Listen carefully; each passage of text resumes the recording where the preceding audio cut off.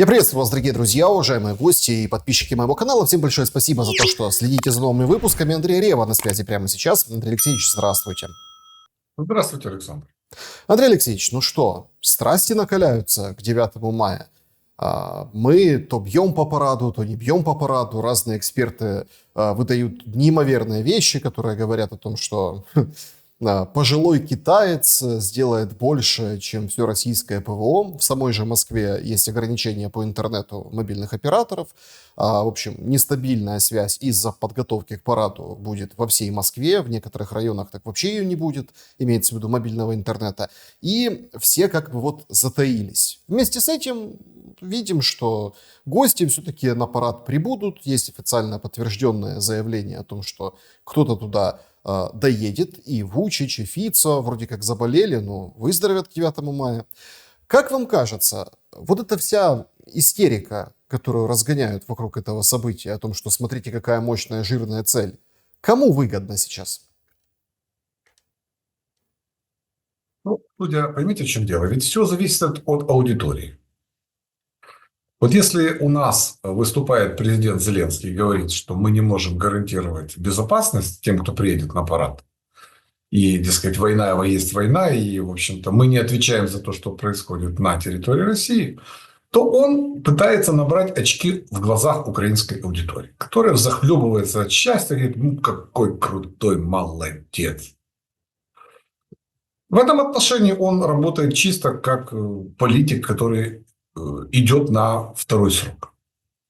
Что за кругом украинского общества, его волнует в меньшей степени. Потому что если посмотреть на возможные последствия,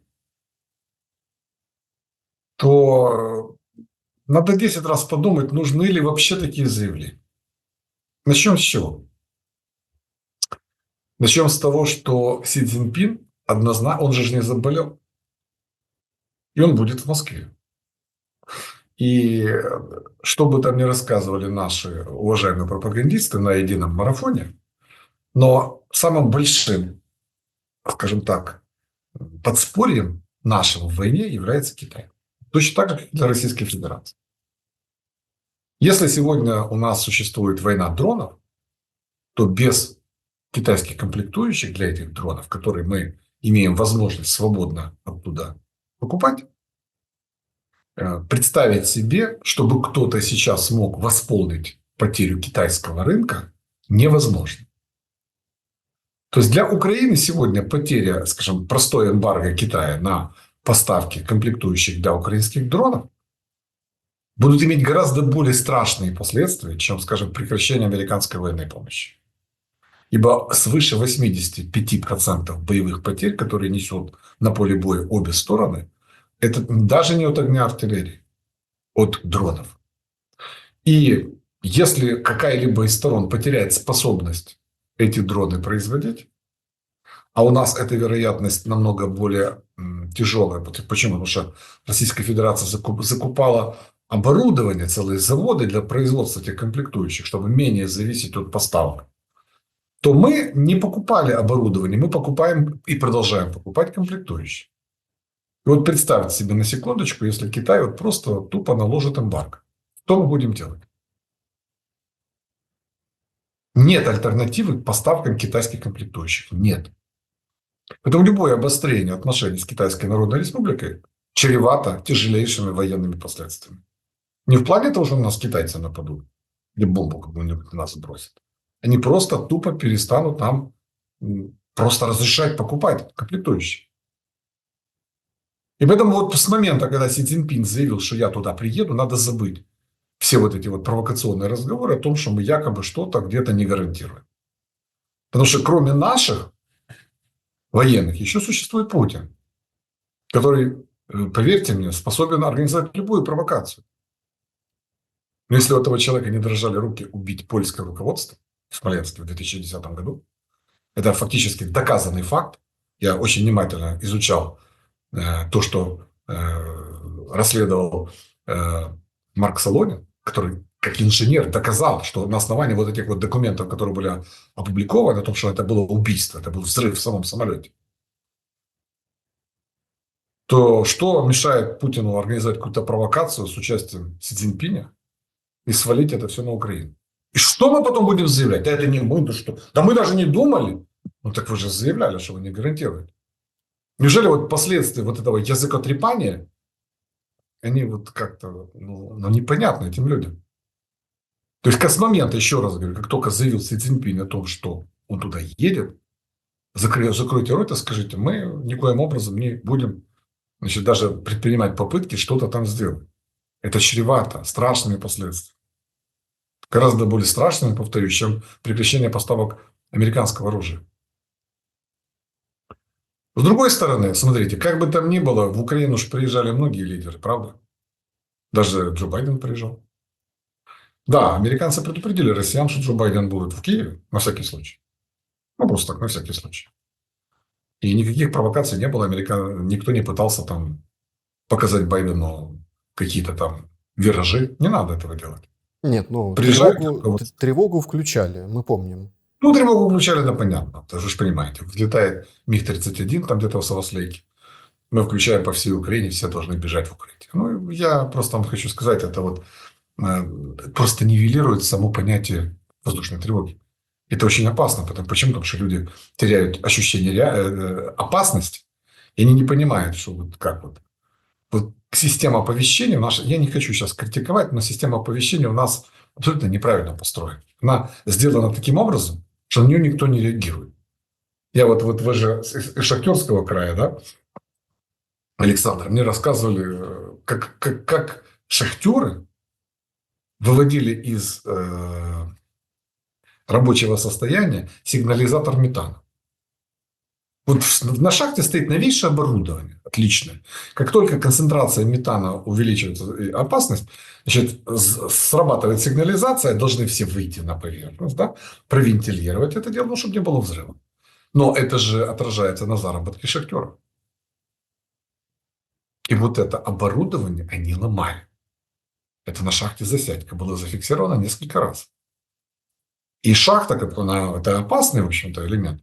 И защита человеческой жизни – это большое значение, но оно входит в противоречие с экономическими интересами тех, кто там работает под землей. Андрей Алексеевич. Да там и здесь. Значит, Песков, там сейчас обсуждается, что вроде как на Ближний Восток поедет Трамп, и вроде как они там не встретятся. В общем, пока уточняют планы на май, да, то есть эта вероятность есть, но они и так говорят своеобразным образом. Но Песков тот же, он в своих заявлениях говорит о том, что не получила Россия внятного ответа на предложенное перемирие 7, 8, 9, 8, 9, 10, вот так, да, на эти 3 дня. Если мы вот в такой ситуации, которую вы сказали выше, тогда надо соглашаться на перемирие на 3 дня. Или Зеленский упрется рогом и до конца будет продавливать именно 30-дневный формат перемирия.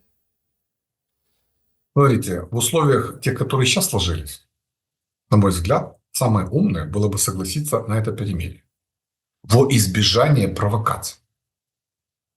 Потому что уже столько наляпали, что мы не гарантируем, значит, безопасность тех, кто в Москве, что теперь любую провокацию можно будет списать на Украину.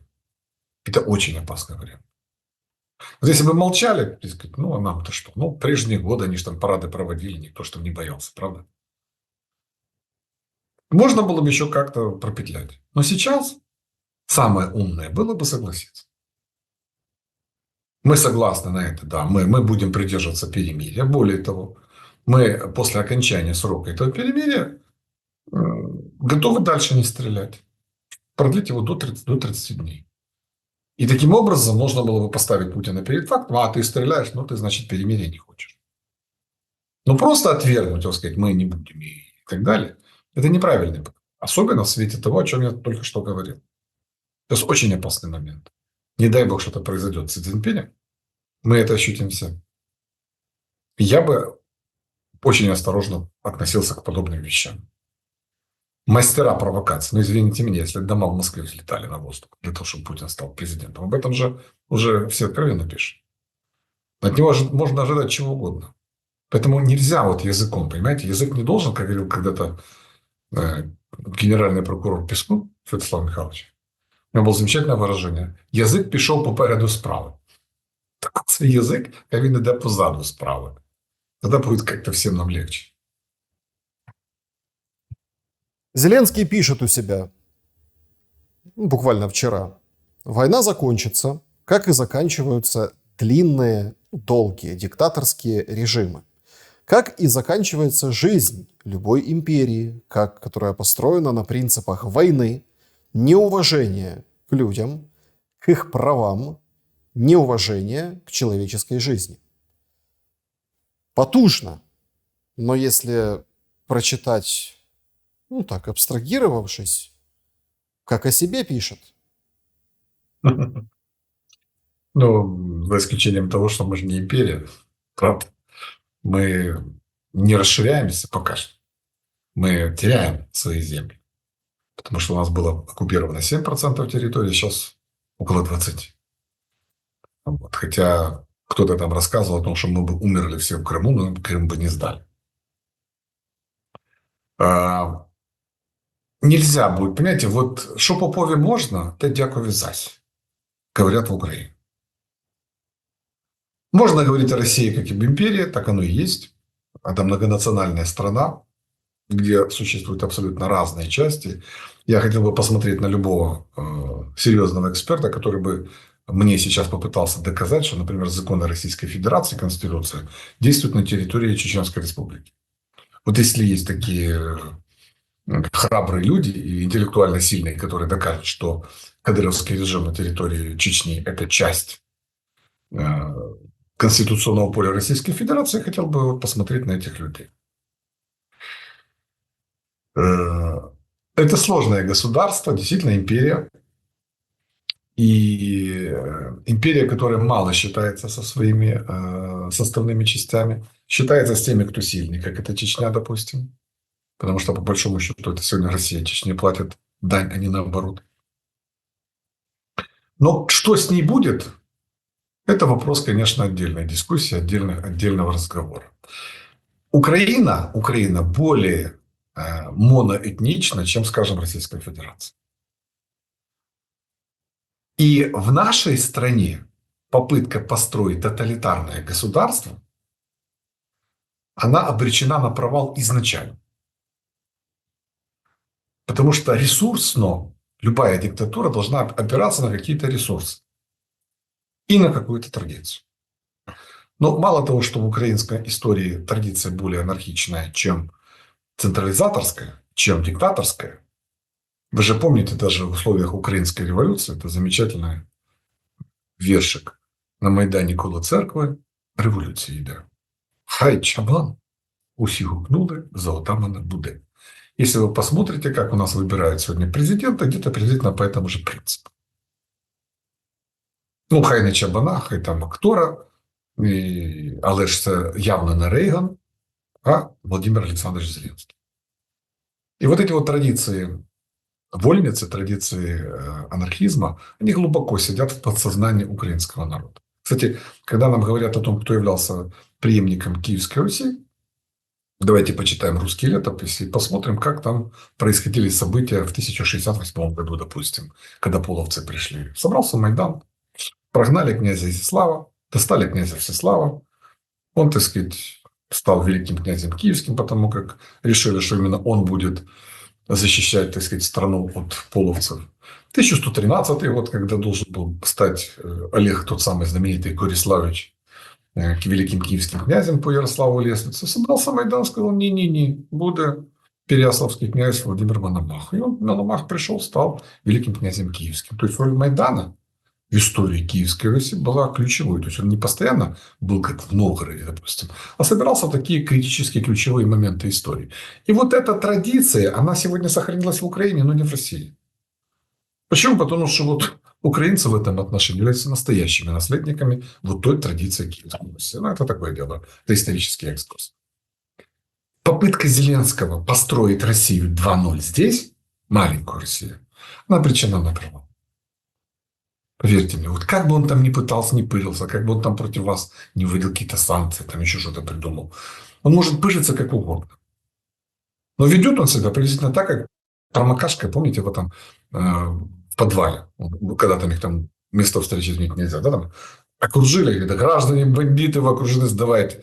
И он говорит, волки, позор. И он понимает, что выхода нет. Поэтому он кидается вот на всех, давайте этого, вот. Вот всех, на всех наложу санкции. Ну, это обреченная политика. Поверьте, ведь война же закончится. Она закончится. Вместе с войной закончится период цензуры. Надо будет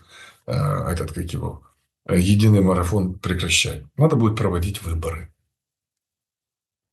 Я вам клянусь, что вот, поверьте мне, принцип бумеранга в нашей жизни никто не отменял. Во втором туре президентском люди будут за табуретку голосовать, лишь бы не за Зеленского. Вспомните меня. Ну, пока, Поэтому так. смотрите, пока все получается. Санкции вводятся, сделка Александр, я вам искренне продавливается. сочувствую. Я понимаю вашу боль лично. Я понимаю. Нет, Я тоже смотрите, считаю, что он на всех там будет накладывать санкции. Но, понимаете, все пока на мази. Ну, пока. вот смотрите, Ключевое тоже. слово. Взяли эту сделку, да, раздеребанили на 3 пакета. 1 пакет подсунули депутатам. И Зеленский говорит, если не проголосуете, мы будем обращаться в США, чтобы визы американские вам позакрывать. То есть это страна демократии, это страна та, о которой вы говорите, с историческими экскурсами и параллелями? Нет. И более того, почему-то, мне кажется, что проголосуют эту сделку, несмотря на вопросы и несмотря на очень многое, то, что зашито в ней внутри. И он возьмет это как условный там порошенковский безвиз, да, и скажет, смотрите, вот это вот мой результат. Мы вот сейчас будем зарабатывать с американцами и богатеть. А то, что там под этой сделкой, это уже никого не касается. И все будут опять рукоплескать и говорить, смотрите, Зеленский молодец, привел сюда Америку, которая нас своими деньгами защитит в будущем от любой агрессии. Александр, я не видел все 3 документа. Но если бы я был депутатом, только потому, что мне не показали весь комплекс подписанных этих бумаг, я бы никогда в жизни за это не голосовал. Пускай там будет все отлично, все замечательно, просто солнечно и весело. Но если от вас прячут документ, за который вы должны отдать свой голос, голосовать за это преступление.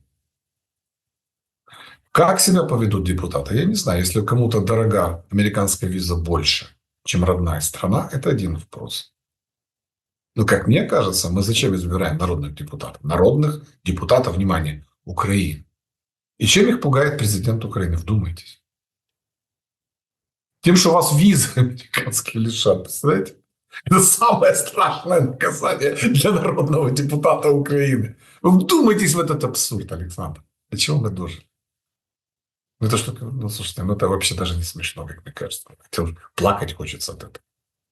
Главное наказание американской визы лишат. Мы тебе покажем. Ага, ты такой народный депутат Украины. Ты на кого работаешь? И даже он себя просто, вскрыл и показал действительно, кто он такой есть.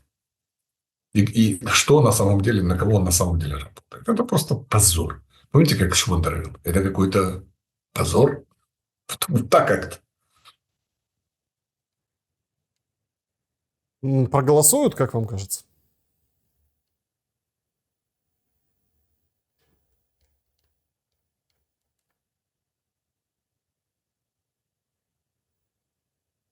Для меня будет очень важно и очень интересно, как будет голосовать фракция Европейской солидарности.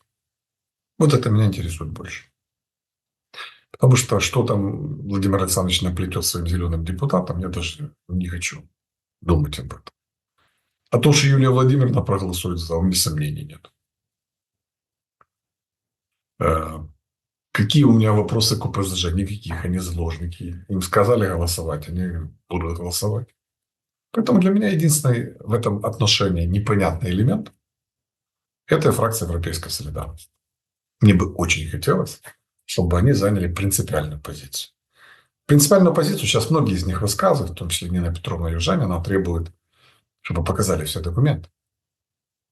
Я понимаю, насколько им будет сложно, учитывая то, что они оппозиция, и отношения с США – это важный элемент. Без поддержки США им очень тяжело будет бороться вообще за какие-то свои принципы. Но, не знаю, лично я бы, если бы я был депутатом, повторюсь еще раз, я бы принимал решение. Это же стратегическое решение. Ведь это же не то, что на год, на два, на три, на 10. Правда, это же бессрочное соглашение. Ну, это как брак. То есть вы должны принять решение, вы будете жениться или вы не будете жениться. Но и жениться на коте, брать кота в мешке, ну, ладно, мне там уже, слава богу, 58 лет. Но есть же дети, внуки. Пускай я там в Америку не поеду, визу мне не дадут, да? Я как-то уже без этого прожил. Но если это соглашение будет отражаться на моих детях и внуках, они будут жить здесь. Я так понимаю, что чего те пугают? Что ваши же дети тоже могут стать американскими, да? А вас визы лишили. И все. До свидания. Но мои дети здесь, мои внуки здесь. Поэтому я бы прежде всего руководствовался их интересами. И если мы патриотичная оппозиция, если мы ну, декларируем, скажем так, что мы стоим за интересы государства, за интересы украинского народа, украинской нации, то мы должны исходить из национальных интересов. Вы нам не хотите показывать, значит, вам есть что скрывать. А за кота в мешке голосовать нельзя. Поэтому лично для меня тут только один непонятный элемент, как будет вести себя фракция Европейской солидарности. Я бы хотел, чтобы они повели себя принципиально. Как будет, давайте посмотрим. На фронте ситуация сложная. И в районе Покровска, Покровской трассы, да, на Константиновку, и вот уже 3 километра, даже меньше по картам Deep State, 2,5 километра до Днепропетровской области.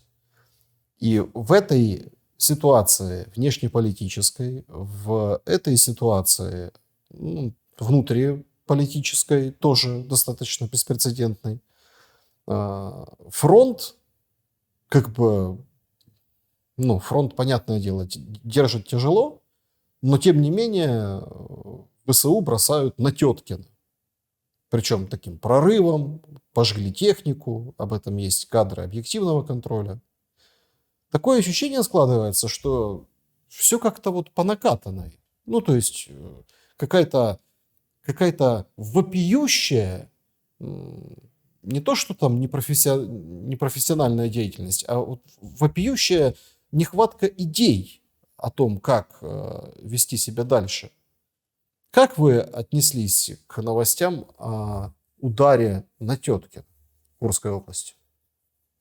Смотрите, Александр, я когда-то говорил о Курской операции, меня спрашивали, вот как вы оцениваете и так дальше. Я говорю, давайте мы цыплят по осени считают. И для того, чтобы дать оценку тому, что произошло, нужно знать замысел и сравнить его с полученным результатом.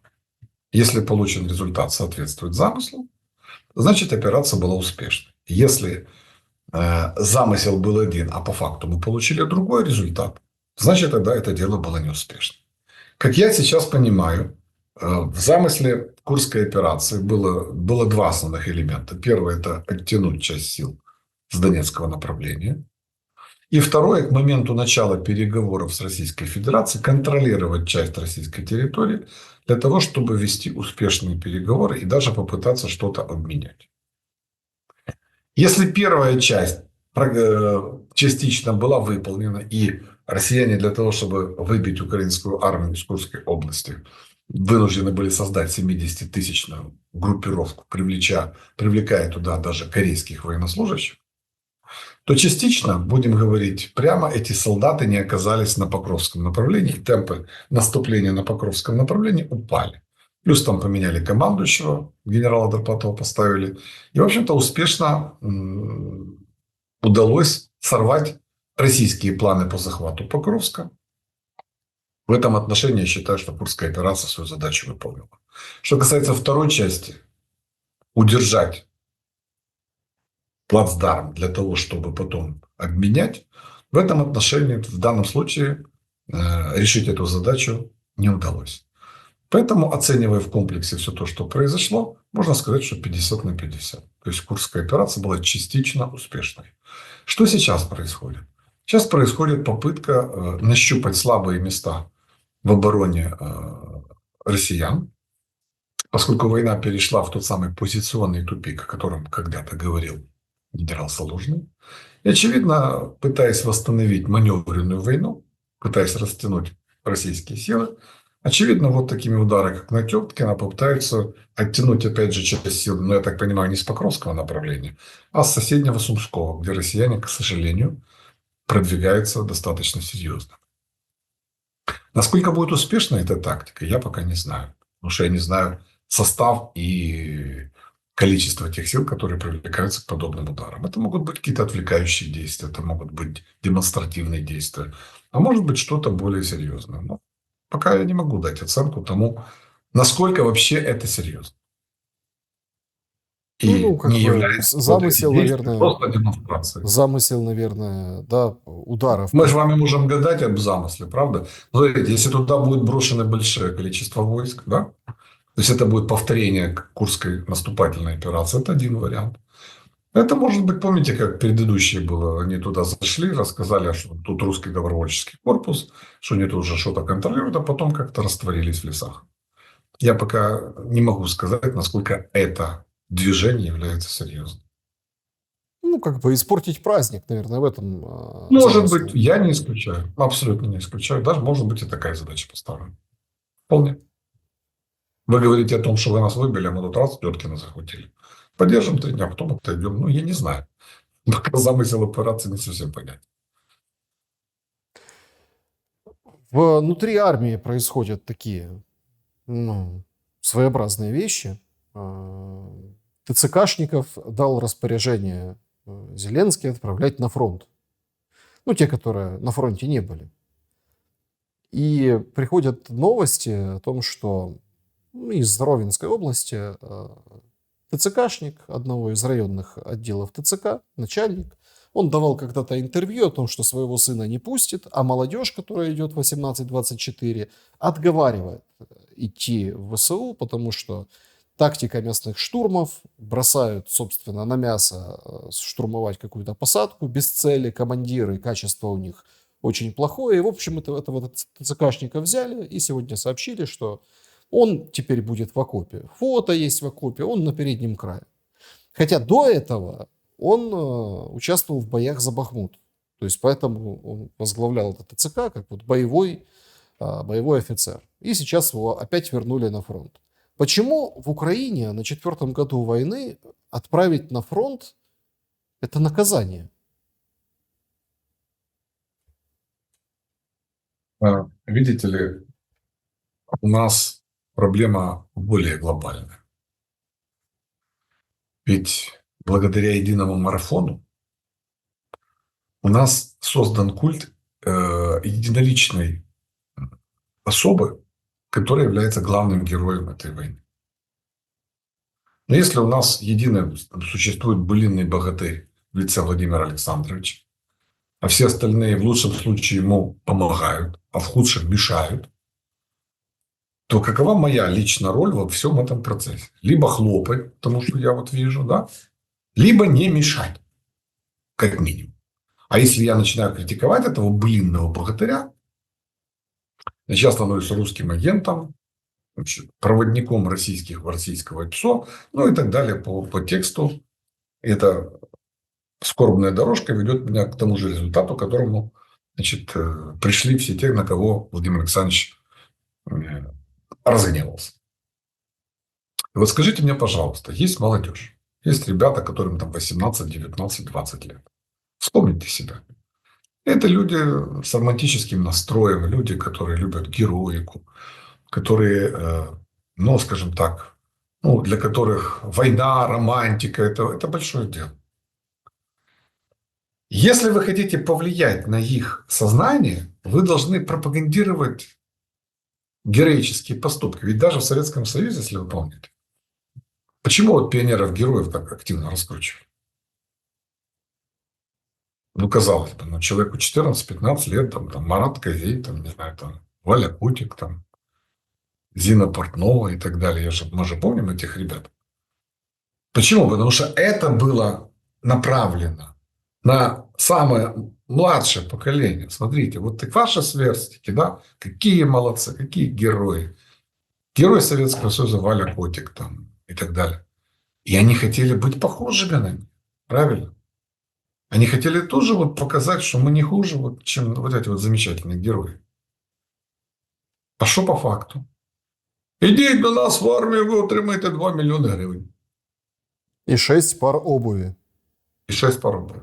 Ну, вы меня, конечно, извините, но это можно для людей более старшего поколения, которые уже жизнь прожили, и которым, в общем-то, терять нечего, и у которых там семья, дети, да, там внуки.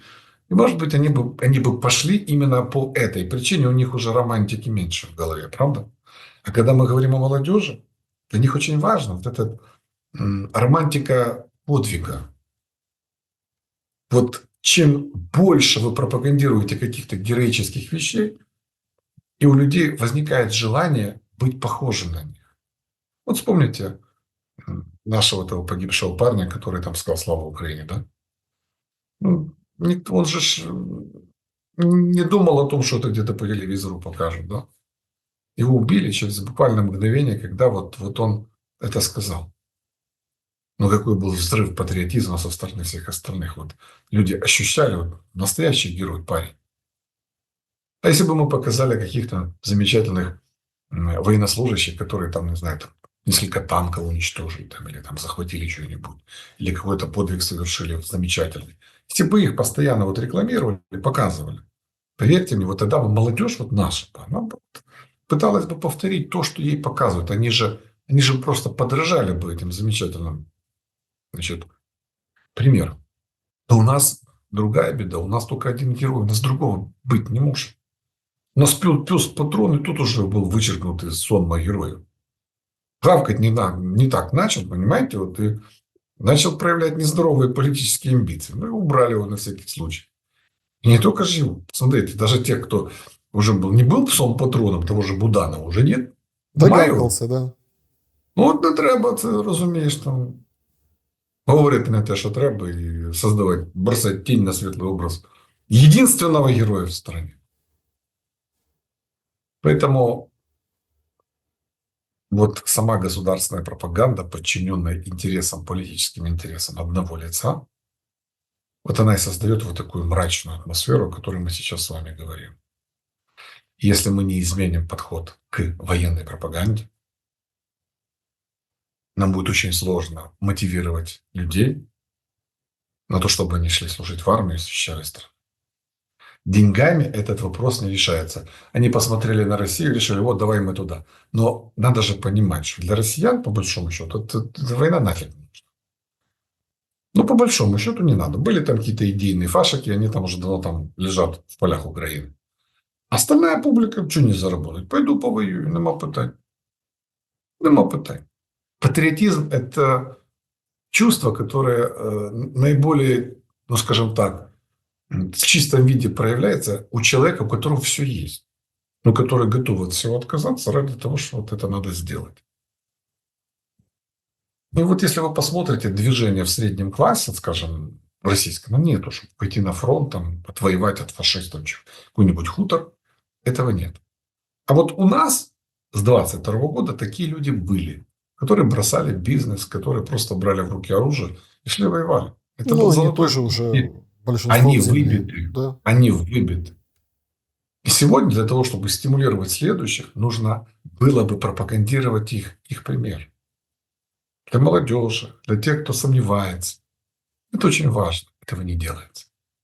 А все остальное, Александр, это уже следствие отсутствия правильно построенной государственной пропаганды. Вот это мое такое мнение. Вы Поэтому как, да, вы как министр в прошлом социальной политики, как прокомментируете вот это какое-то, ну, я не знаю, унижающее чувство воюющего народа, ну, вот такое движение по налогообложению моделей OnlyFans, которое затеял Гетманцев? Складывается впечатление, что, ну, понятно, что там зеленая власть, она такая, да, то есть там казино, какие-то легализация каких-то веществ, вот теперь и легализация этого блуда, это все становится, ну, вот какие-то рельсы, типа государственные, да, государственного регулирования. Но то, как это подается, как Гетманцев общается с моделями, как он, собственно, их благодарит за то, что те налоги платят. Вот в плане там пропаганды, примера, да, получается, что ты в Украине, вот если так вот вдуматься, да, вот тем же молодым людям, которые, наверное, хотят пойти учиться, получать какую-то профессию, созидать, чего-то строить, где-то какие-то, ну, не открытия совершать, ну, почему, и открытия совершать, или каким-то образом развиваться, им рисуют два таких, или три, или четыре, ну, несколько таких путей, среди которых, ну, ты обязательно должен идти на фронт, воевать, или быть моделью онлифанщицей, да, то есть, или вот, а где еще заработать, грубо говоря. То есть, понимаете, как-то очень странно, какие-то перекосы в государственном подходе, как бы, да, стимулировании, да, казалось бы, главного, там, налогообложения, но почему упор на онлифанщиц? К чему это идет? Я вам анекдот расскажу времен Ющенко. Помните это замечательное выражение «Ющенко так», когда вот это помаранчевая революция, Ющенко так. Вот побеждает помаранчевая революция, едет Ющенко по Бориспольской трассе, а вдоль Бориспольской трассы стоят, скажем так, как говорил Путин, девушки с пониженной социальной ответственностью и держат плакат, там написано $200. Значить, поворачується Віктор Андрійович і каже: хлопці, за що ми стояли на Майдані? Це що таке робиться? Це ради цього ми стояли на Майдані, і оце, щоб таке було? Ганьба! Віктор Андрійович зараз все виправив. На следующий день он едет, стоят те же девушки, и у них плакат. Ющенко так, все меньше $200. Понимаете, что дело? Вот когда мы вспоминаем этот анекдот, так я вот когда вы про Гетманцева вспомнили, вот я вот понял, что откуда ветер веет. Понимаете, в чем дело? Для того, чтобы онлифанщицы платили соответствующим нашим правоохранителям, их начали обвинять в порнографии. Что они якобы вот они вот... И вот если вот не будете нам платить, значит, будет у вас порнография. Значит, ну, куда им деваться? Значит, надо платить налоги. А ведь что получается? Значит, если они получают деньги за порнографию и попытаются заплатить налог, это называется уже легализация преступных денег, значит, вследствие преступной деятельности, легализация. То есть они, даже если бы хотели заплатить, то доход от вот этой деятельности, он попадает под уголовную статью.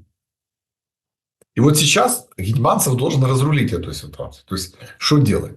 То ли они должны платить честно по закону, там, ну, опять же, надо как-то договориться, либо опять загнать их в тень, и пускай они там разбираются с нашими доблестными полициянтами. То есть, сама вот эта проблема, которая возникла, она говорит о том, насколько коррумпирована правоохранительная система. И каким образом, откуда у наших правоохранителей появляются вот эти все у тещ их, не знаю, там, у тестей, значит, у родственников, вот эти вот замечательные земельные делянки, гроши, криптовалюты и так далее. Вот отсюда. Они прижимают какой-то бизнес, да, пытаются его криминализировать, пугают какими-то страшными последствиями и предлагают: давайте мы вас будем крышевать. Если онлифанщицы не захотели, они попытались решить этот вопрос в другой плоскости. То мы, значит, криминализуем то, чем вы занимаетесь. И вот этот вот весь сыр-бор именно отсюда. Кто должен получить доходы от того, что эти, ну, в основном девушки занимаются вот такой деятельностью? Скажите, какое отношение это имеет к бюджету? Это что, решает экономические и финансовые проблемы воюющей Украины? Поверьте, Александр, только повышение ренты на добычу природных ископаемых даст еще один бюджет Украине. Ну, люди берут тупо, да, там, не знаю, добывают железную руду. обогащают железную дорогу, продают ее за границу, разницу кладут в кишень. То есть вы берете все, что предложили украинскому народу, надра. Во всем мире это 80-90% налогов. У нас со всех рентных платежей 60 миллиардов бюджет имеет. Ну так вот же, оно лежит, пожалуйста. Ну так Если там, они там берут, да, сделка, подождите, там сделка компании в Делавере, которая не будет облагаться налогами ни с одной, ни с другой стороны. Вот вам но и это надра. мы с вами сейчас о чем говорим? О вершине айсберга. То, что нам показали. А, как правило, в айсберге 4/5 оно же под водой. Делавер это такое дело. Это еще то, что вам показали, это еще что можно показать. А вот что под водой, ни вы, ни я не знаю. Поэтому проблема теневой экономики, она не в OnlyFans и не в OLX, где там пытаются обложить там налогом любые продажи. Это, знаете, вот для того, чтобы отвести... Ну, как вам сказать, есть теневая экономика. Есть большой бизнес, который разбит на мелкие ФОП. Как отвести удар от того, чтобы заставить его платить нормальные налоги? Начинают, давайте OnlyFans, давайте OLX. Ну, в общем, поднимем шум, они все будут кричать. А потом в конце выйдет Гетманцев, как он вчера вышел и сказал, этот парламент больше повышать налоги не будет. Вот вывод из всех этих движений. Когда-то мне один государственный деятель, когда я ему показывал, что смотрите, что у нас происходит, значит, с платежами от фізичних осіб-підприємців в пенсионный фонд. То есть человек получает 2, 3, 4, 5 тысяч умовных одиниц в месяц и платит на сегодняшний день с минимальной зарплаты ЕСВ. Ну, вот, чтобы вы понимали, у нас средняя пенсия сейчас около 6 тысяч гривен, а он платит 1740. Имеет доход в 100 тысяч гривен. Так он даже одного пенсионера не содержит. Одного не содержит. Я предлагал, давайте мы как-то выровняем эти вещи. У меня жена больше платит, учительница, чем любой, скажем, там, программист.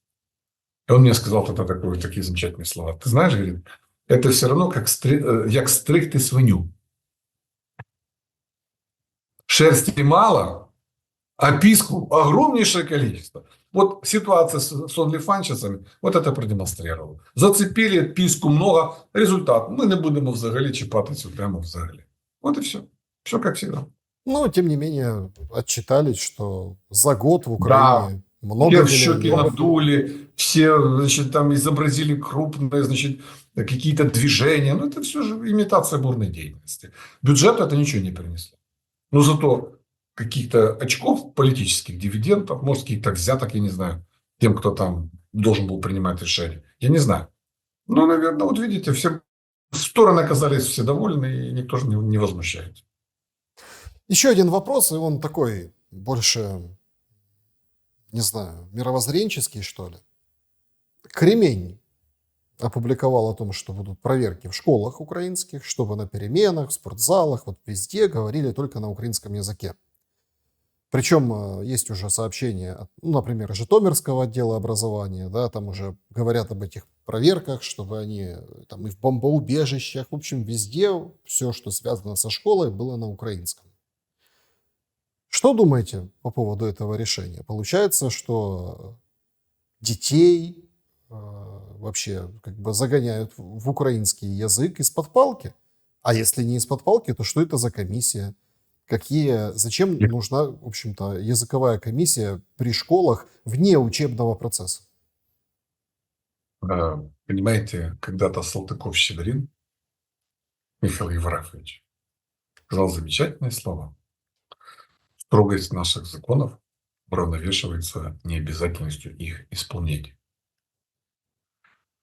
И когда господин Кремень говорит о том, что мы там ведем проверки всех школ, вот как вы себе технически представляете этот процесс?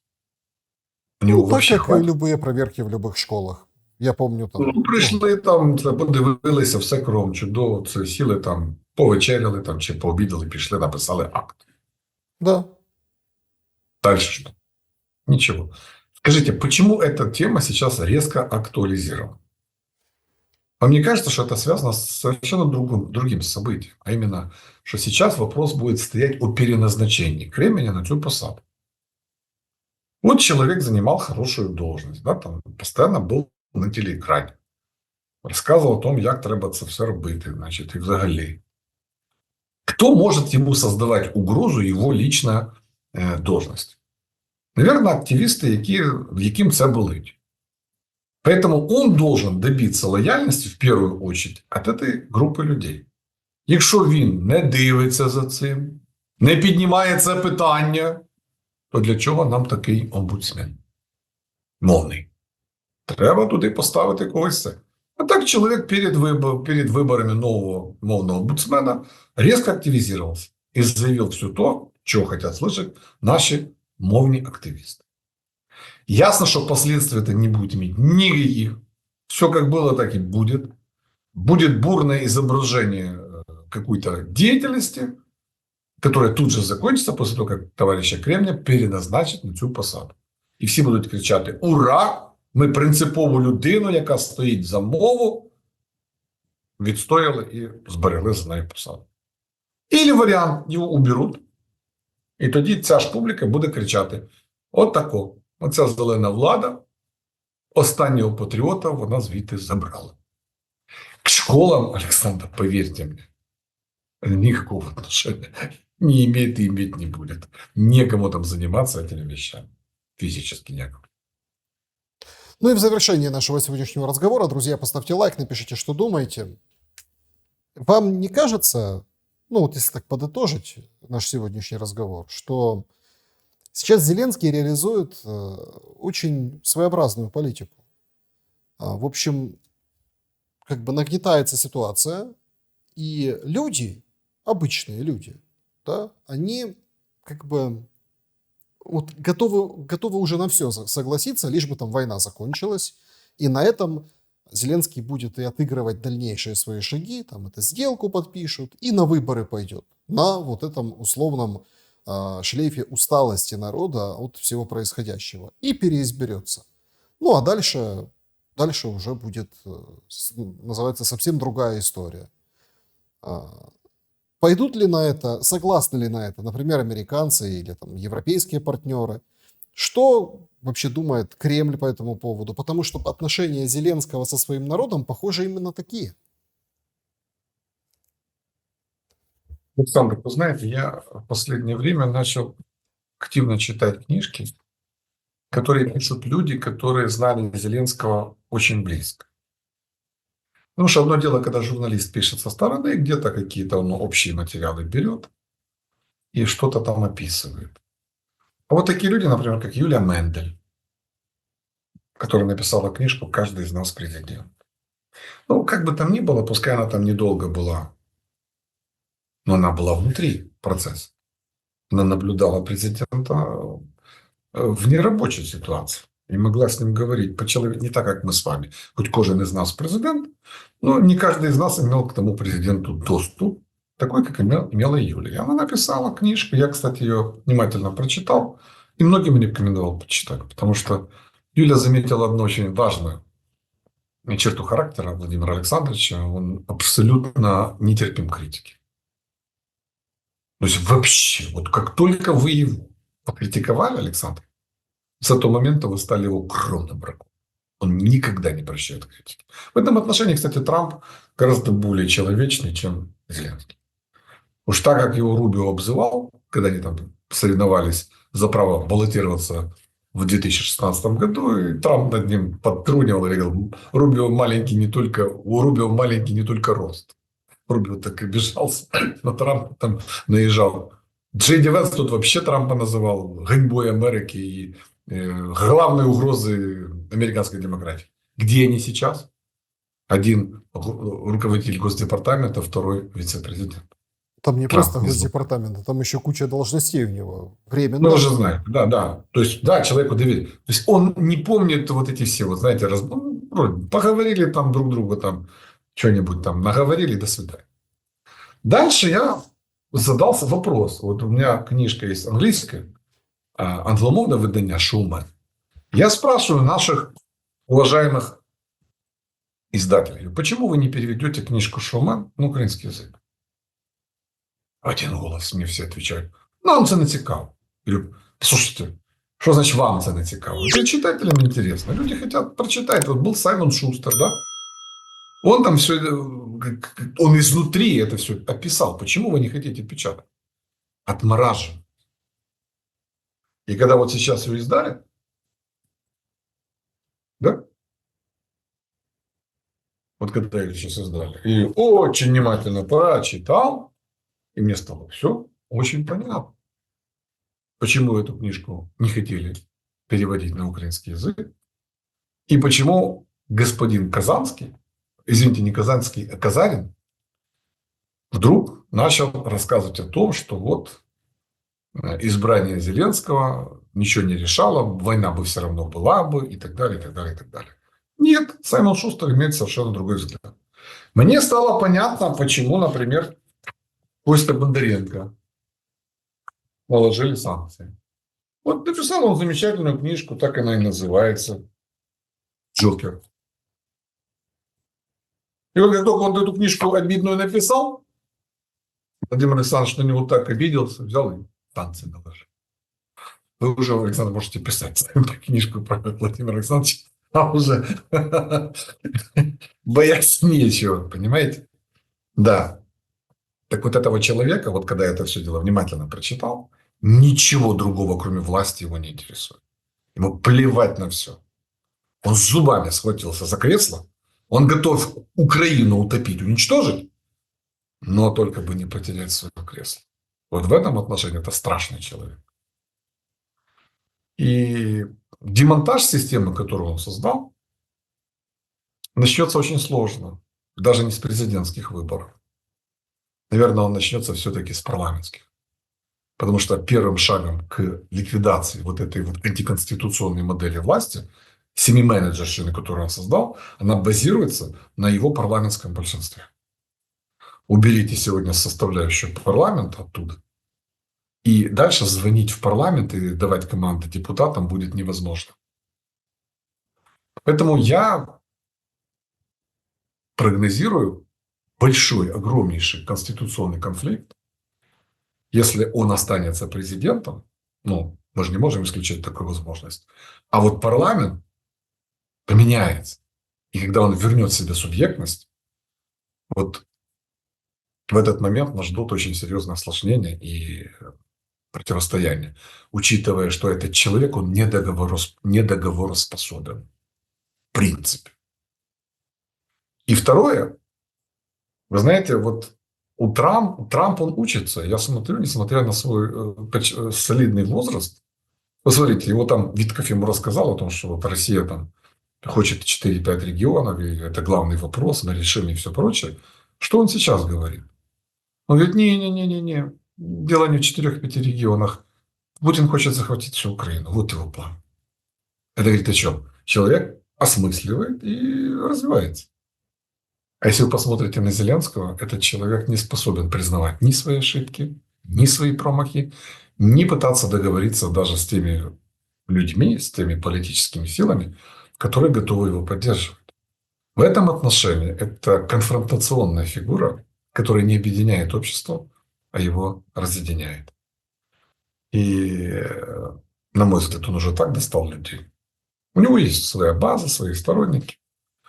Но я еще раз повторю свою мысль, что когда будут президентские выборы, если он не выиграет в первом туре, а мне кажется, что он в первом туре не выиграет, то во втором туре люди будут за табуретку голосовать, лишь бы только его не видеть.